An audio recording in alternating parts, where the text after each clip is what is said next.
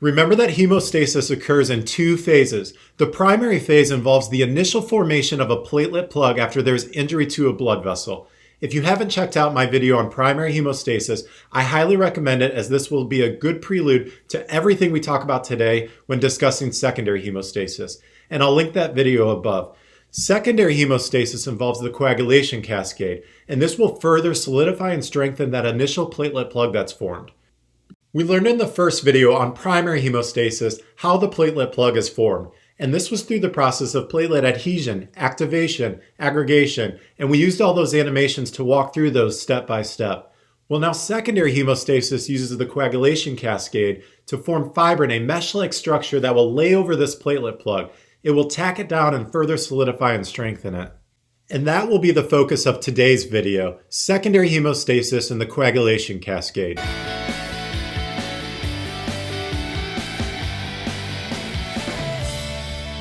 We're now going to walk through the coagulation cascade step by step. Now, I know the coagulation cascade can be daunting, but fortunately I've got some really easy strategies I'm going to give you guys to help you remember all of the factors involved in each of the pathways.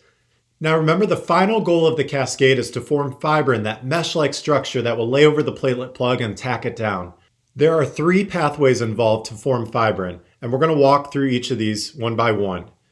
So the thing to remember here is to start with the number 10. X marks the spot. And the reason for this is the extrinsic and intrinsic pathways will converge on 10, and the common pathway starts out at 10. So just remember to start at 10. Start with that X. And then you're going to work your way down. So activated factor 10, with the help of activated factor 5, will activate factor 2. Activated factor 2 will then activate 1. And this is known as the common pathway. Now, how do we remember these factors? Well, all of these numbers are factors of 10. 10, 5, 2, and 1. Just remember to start at 10 and work your way down to 1. The extrinsic pathway is even easier. The only number you need to remember is 7. Activated factor 7 will activate 10 and converge on the common pathway. And this is known as the extrinsic pathway. So how do you remember the extrinsic pathway? Well, extrinsic starts with the letter E, and 7 has 2 E's in it.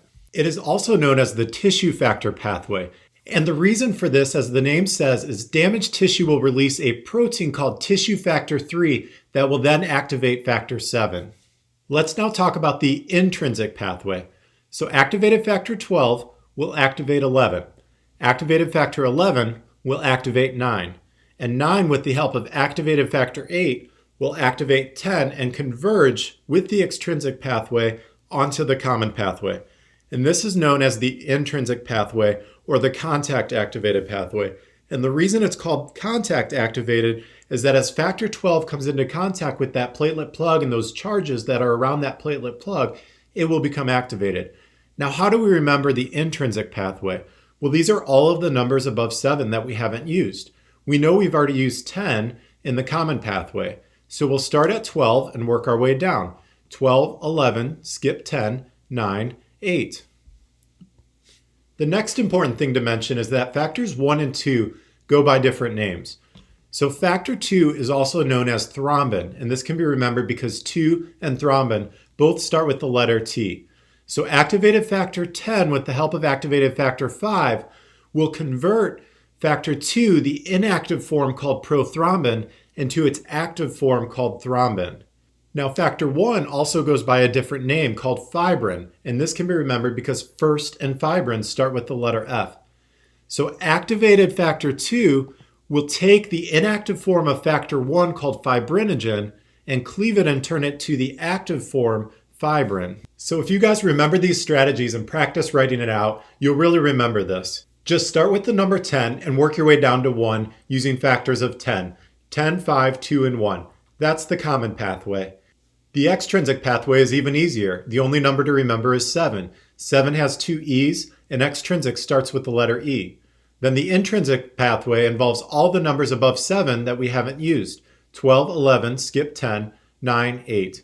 If you guys remember this, you'll remember the coagulation cascade. The next thing I'm going to show you is a diagram like this one, which you may have seen in textbooks or in your class.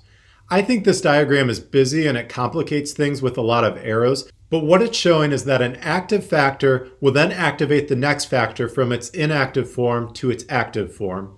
I prefer diagrams like this one. It's much simpler without all of those arrows. But when you look at a diagram like this, it's important to remember that one factor is not turning into the next factor, but rather the activated factor is then converting the next factor to its active form. So for example, activated factor 12 is activating 11. It's not turning into 11. Now let's bring together primary and secondary hemostasis. So we talked about primary hemostasis forms that platelet plug. Well, look at what we have done during the secondary hemostasis. We have now formed fibrin, a mesh-like structure, and this will lay over and intertwine with that platelet plug and further tack it down and solidify it. Let's talk about the vitamin K dependent factors.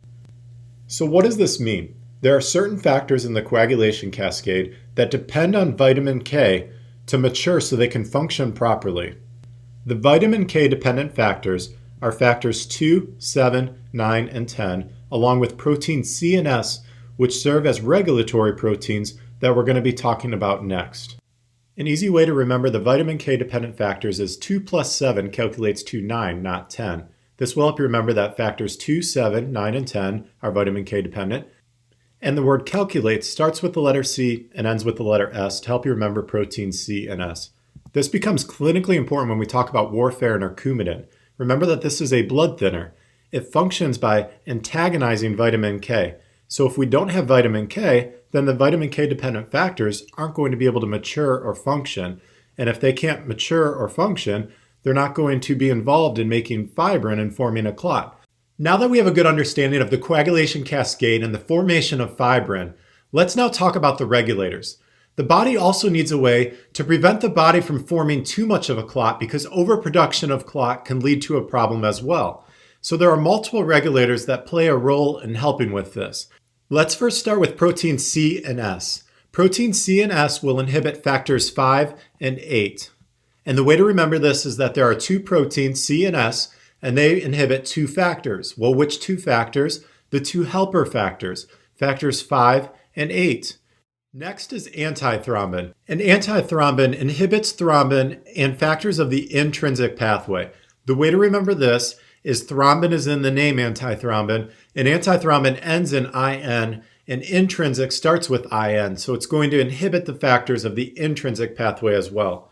Next is the tissue factor pathway inhibitor, and as the name says, it's going to inhibit the tissue factor or extrinsic pathway.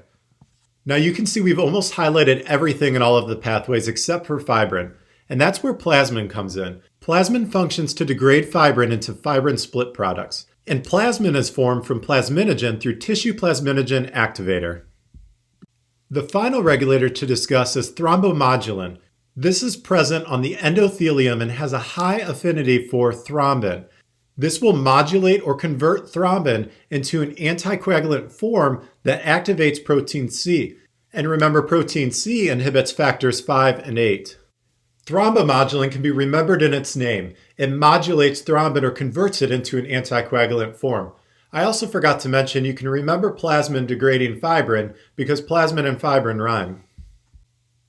Let's now wrap this up with a couple practical applications, talking first about medications. So you can see how the coagulation cascade really presents a lot of opportunity for medications to work. And that's exactly how a lot of anticoagulants or blood thinners work.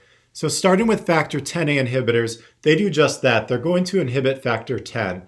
And this includes apixaban, rivaroxaban, and this can usually be remembered because the name of the medication usually has XA in it.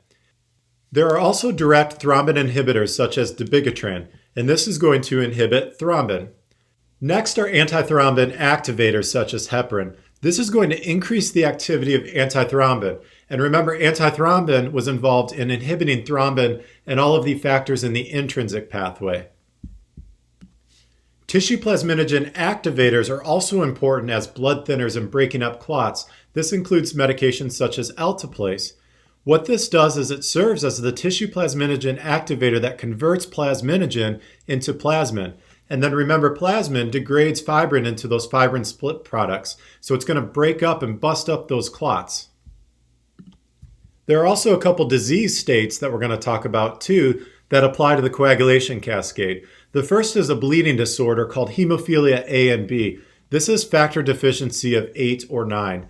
So hemophilia A is deficiency of factor 8, and this can be remembered by A, 8. Hemophilia B is deficiency of factor 9, and this can be remembered by B9 or benign. The next disease state is actually a thrombotic disorder that causes overproduction of clots or makes people prone to getting clots. This is factor 5 Leiden. This is a mutated form of factor 5 that can't be degraded by protein C. And if protein C can't inhibit it, then this will lead to potential overproduction or being prone to clot formation.